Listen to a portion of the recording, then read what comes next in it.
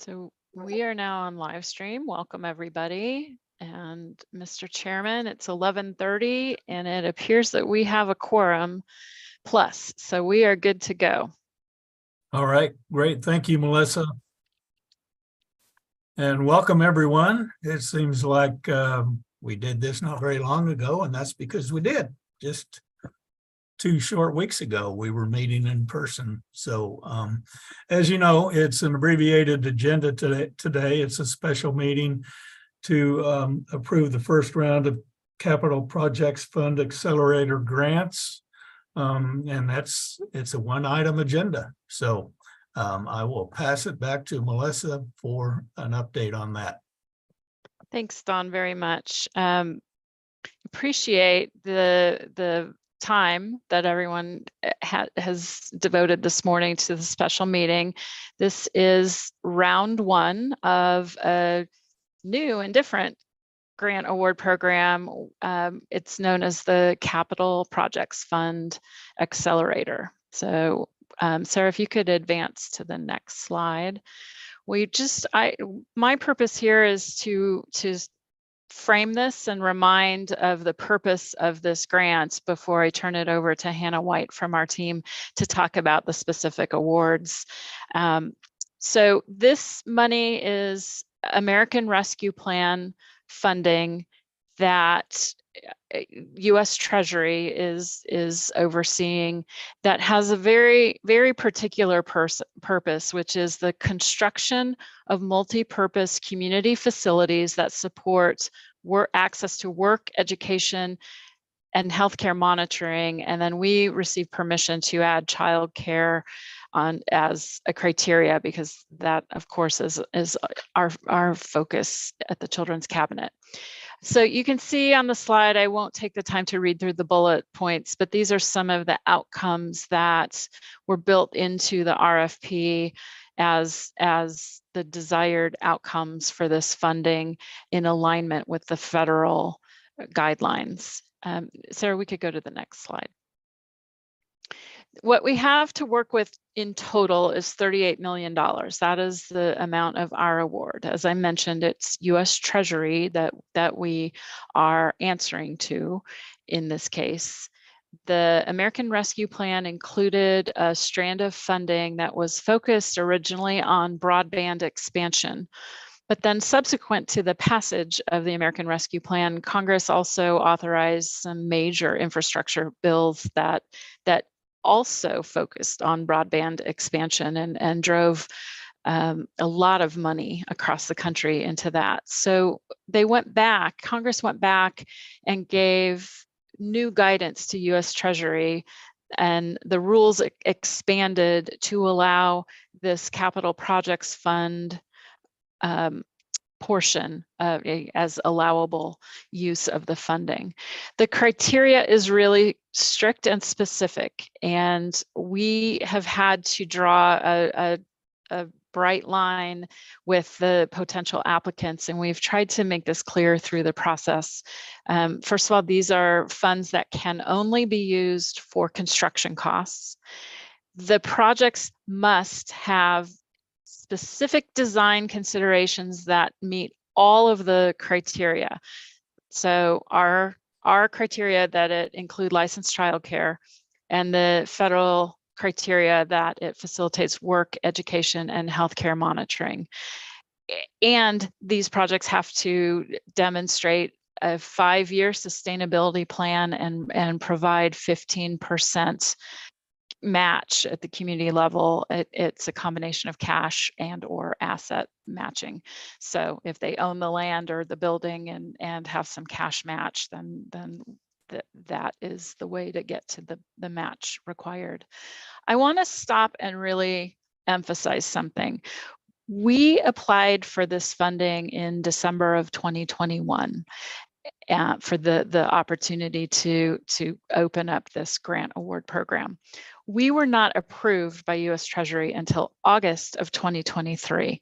And that is because our original project plan that we submitted focused the work, education, and healthcare monitoring as the benefits of licensed childcare facilities, that they help parents have a safe place to drop their child off so they can report to work, and that programs additionally can train childcare providers and serve as incubators, that children are educated in these programs with a focus on quality. Then we're providing early childhood education, and that there could be additional health screenings and services that could be offered through the child care program to satisfy all of the criteria. And it took Treasury probably close to 6 months to finally, they were really processing what we were proposing and trying to make sense of whether they could approve it. And in the end, they called us, and we had a virtual meeting with our Treasury officer, and he said, no, we're turning you down. This is too narrowly focused on childcare.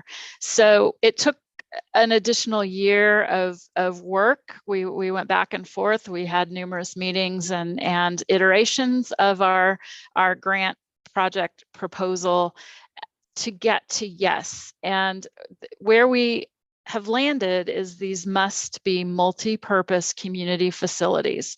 They must be open to the community to access the programs and services offered.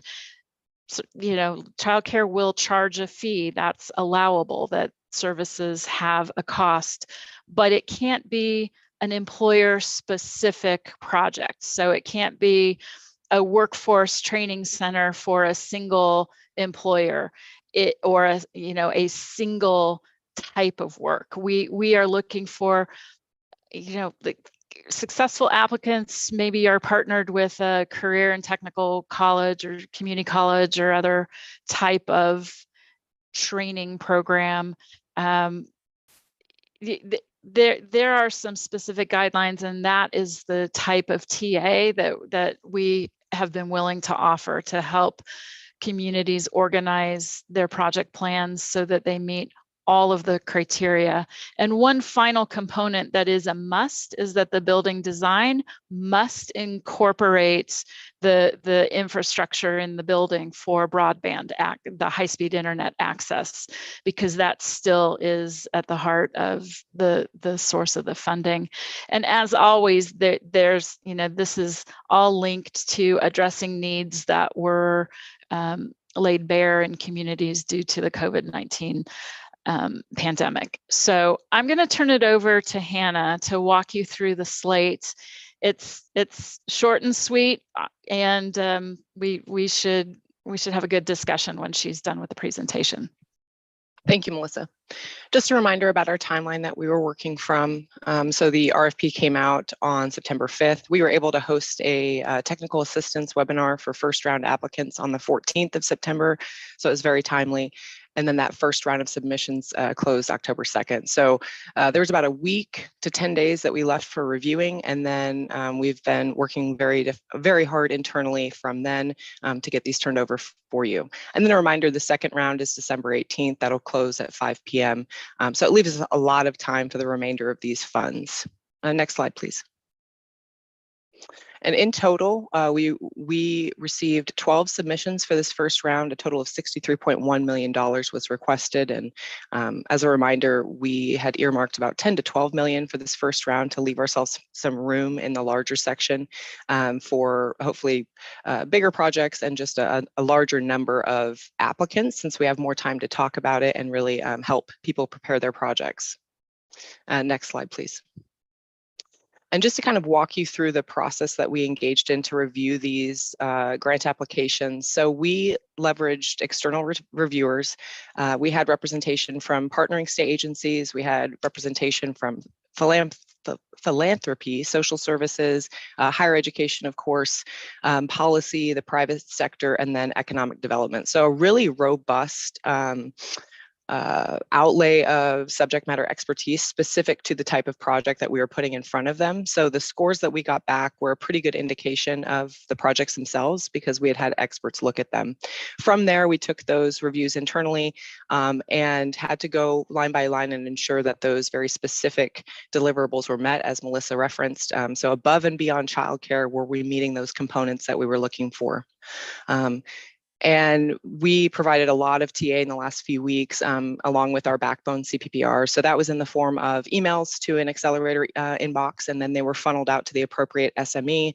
We had a couple of pointed Zooms with teams that wanted specific questions answered, lots of phone calls, but a lot of really good communication. And I'm really proud of the turnaround time that this team engaged in. I would say with confidence that it was on average less than 2 days. I mean, it was really exceptional. People were getting their questions answered in a very timely manner and being connected very efficiently. Next slide. So these are the awards that we're bringing in front of you today. We have the Community Children's Center out of Lawrence, Douglas County, the Grove Community Center out of Hayes, Ellis County, Little Lions of Emporia, out of Emporia, Lyon County. And these are projects that we're very excited about. They were able to accomplish all of the elements that we were looking for. It was very competitive and difficult for some of these applicants. But these applicants went above and beyond and supplied the elements that we were looking for. So I'm gonna do a little high-level overview of each of them because these are really great products. And the last 3 years, 4 years, we've learned so much about the needs of our workforce through the COVID pandemic. And many of the solutions that they're bringing are perfectly fitting for the needs that we've discovered. So I'll start with the Community Children's Center. This is a large center in Lawrence. Not only is it going to have 69 daytime and overnight spots, there's an established, the beginnings of a family resource center that are attached to this building. So there are already designs for activities that support family education, leveraging courses that come in to work specifically with families, but above and beyond what they're already doing. So as part of this project, they're going to be partnering with the Peasley Technical Training Center to establish a registered apprenticeship program, which is something that is very difficult in early childhood because of the variance in pay and the lack of growth. So excited to see an apprenticeship program come out of this project. They're also going to be working directly with the School of Social Work and the School of Education at the University of Kansas. So the community center will be a practicum site for a variety of scholars. They will also be, part of their model is actually co-location. So in the bottom of their building, they have existing medical services, mental health services that co-locate. So the people that use this center will be able to really capitalize on a lot of great resources being right there. They're also centrally located to the hospital there in Lawrence.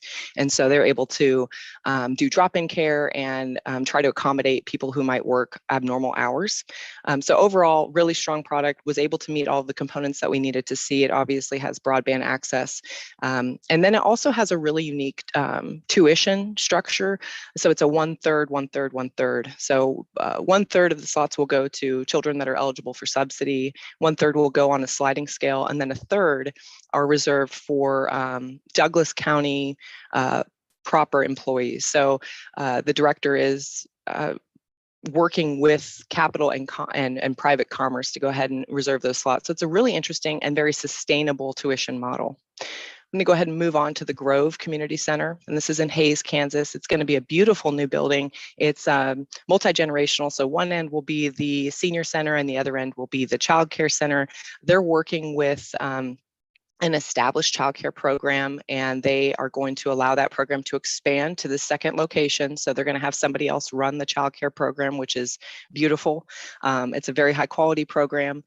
And then the senior center will enable some intergenerational activities, and we all know how good that is for social and emotional well-being of both groups. In addition to that, so the Grove Community Center, the land that it's actually going to be built on was donated by Hayes Medical Center. So their hospital there donated the land. So they have first rights to all community blood drives, all screenings, and they have just like a bevy of things that they plan on doing in that community center as part of the donation of the land. So the medical community will be integral to this project. Additionally, sorry, I had a screen black. It'll be slots for 77 children with an emphasis of early childhood, of course, so birth to pre-K.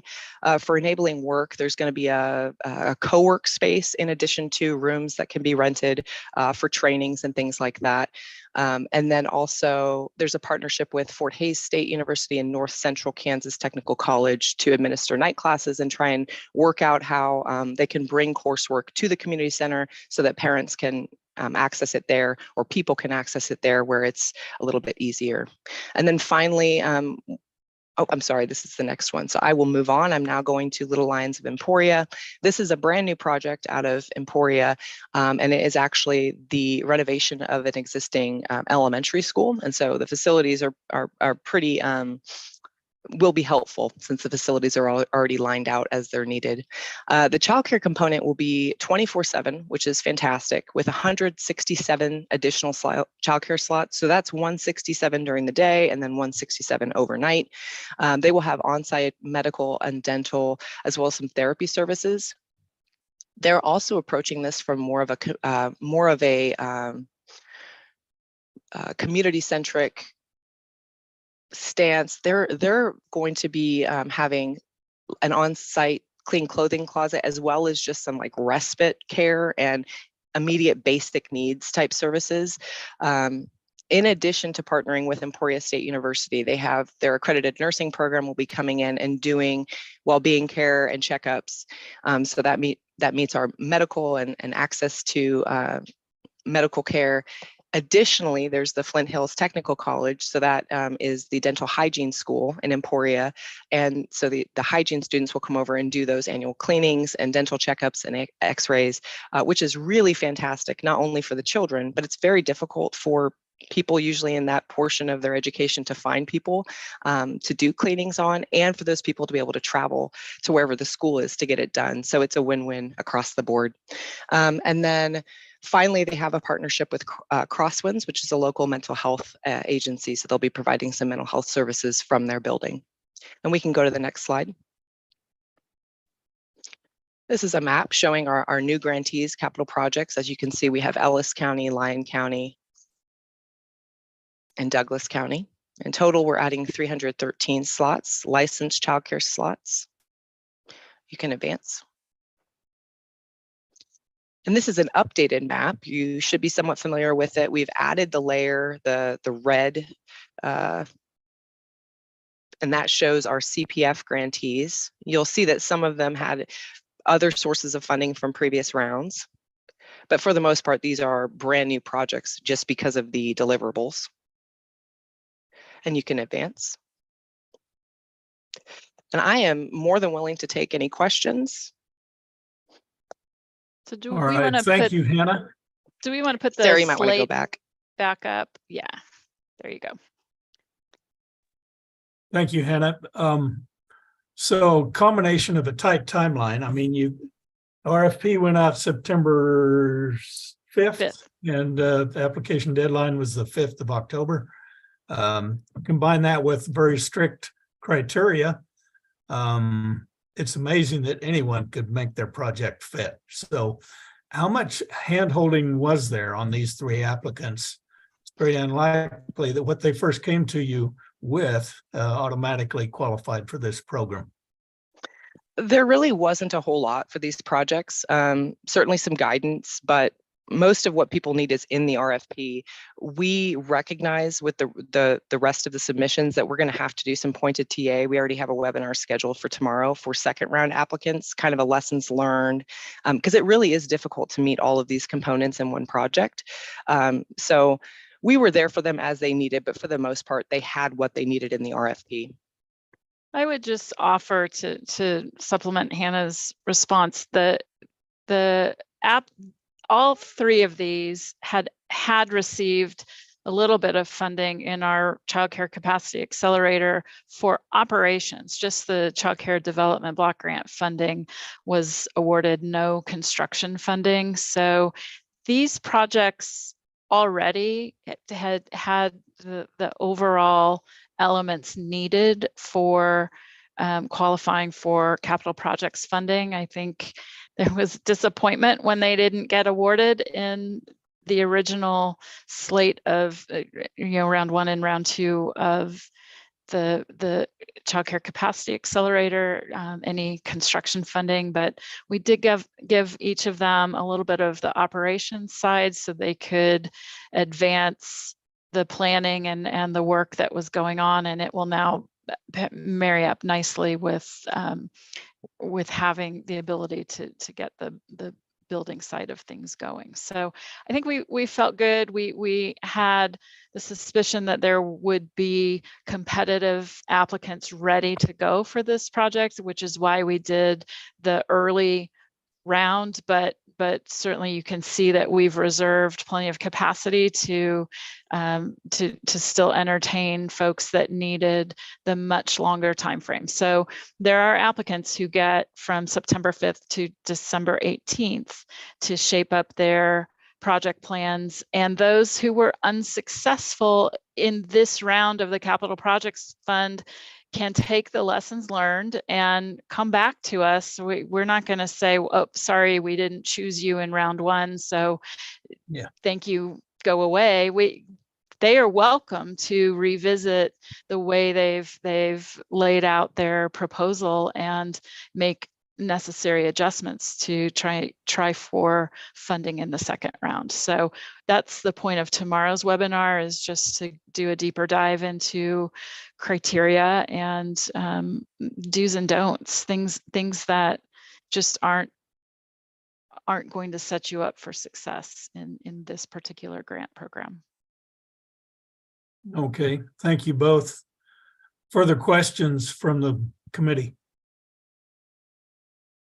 No questions, just thanks to everybody for the due diligence. And man, how exciting is this? What a good day. Good day in Kansas today.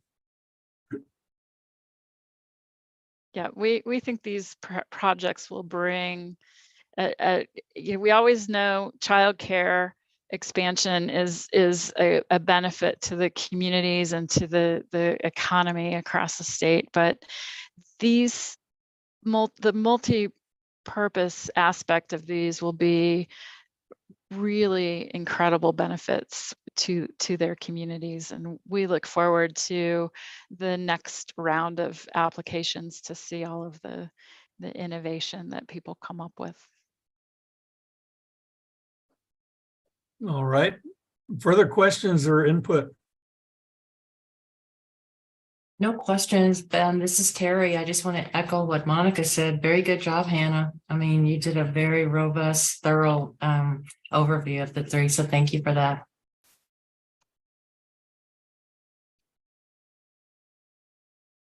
All right, seeing no further questions, I would entertain a motion to approve these 3 applicants. This is Monica. I will move to approve as presented. This is Lietta. I will second that. All right, we have a motion and second to approve all 3 applications. Dr. Tyler Smith. I don't believe she made it into the meeting. Okay. Terry Rice. Yes, approved. Monica Mernan. Yes. Delise Hofen. Yes. Deanne Graham. Yes. Lietta Felter. Yes. Senator Renee Erickson. Yes. And Don Heineman is a yes. So the motion is approved. Thank you all. Before I let you go, we wanted to bring you an update on one of our Child Care Capacity Accelerator grantees, Barber County United.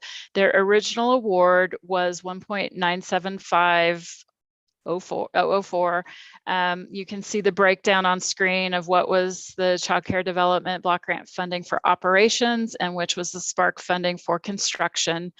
They are needing to work with us on an amendment that will not change the amount of their award. It is the scope of work, because one of the locations that they had originally written into their project plans, they have 5 in their tri-county area that they were applying these funds to.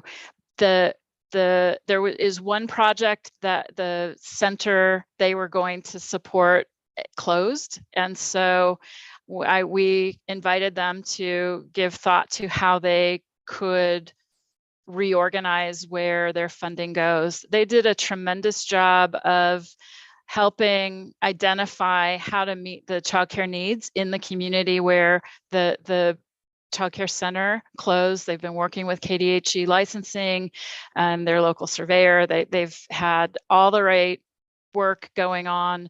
And the upside of this is across the scope of locations, they're going to move from creating 154 new childcare slots with the funding we've appropriated to them. Their net new number will be 210. So they're doing some work to add capacity at some other locations and reorganize the thinking, and it results in a gain of 56 more slots for that Tri-County area than originally intended. So I wanted to bring that to the board just for awareness. Because the award itself is not changing, I don't know that it requires a vote. Dawn, as chair, if you feel differently, we can discuss if anyone has questions about this, but I just wanted you to be aware that there was concern, and you know, they called really not sure what would happen to their grant award. We're willing to work with them to make sure the funds are used in the appropriate ways to advance the goal of creating new childcare capacity in their community. So does anyone want any more detail on this? I feel like this is something you guys can handle. Appreciate the info, but these things happen. They do happen, and I appreciate that vote of confidence. Well, the fact that the updated application increases the net number of slots from 154 to 210 is certainly a big plus. So, yeah. Does anyone have any objections to unofficially approving and endorsing the actions of staff to adjust and revise this application? All right, seeing none, I think you're good to go. Great, thank you very much. I think that's it, Mr. Chair. All right, thank you everyone for your attendance and your participation. Our next meeting will be on December 1st. So we'll see you then. Thanks, everyone. Thank you. Thank you.